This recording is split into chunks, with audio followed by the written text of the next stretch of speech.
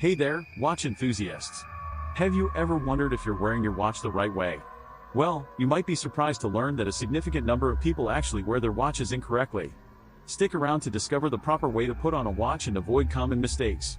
Welcome back to our channel where we delve into all things style and fashion. Today, we're tackling the essential topic of how to properly wear a watch. It's not just about looking good, it's also about ensuring comfort and functionality. Let's dive in. Presentation of problem/challenge. One of the most common mistakes people make when wearing a watch is not getting the fit right. Whether it's too loose, too tight, or even on the wrong wrist, these errors can affect both the look and feel of your timepiece. Let's address these issues and learn how to overcome them. Exploration/development. To start, let's talk about how to measure your wrist size accurately for a watch. It's crucial to get this right to ensure a comfortable fit.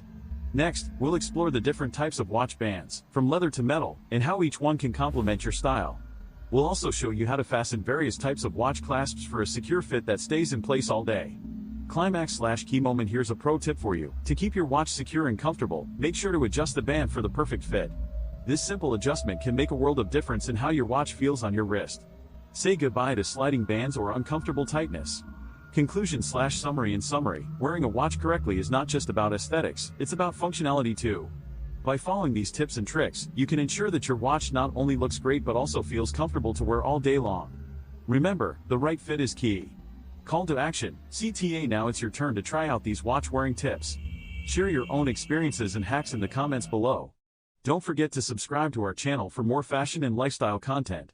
Thanks for watching, and we'll see you in the next video.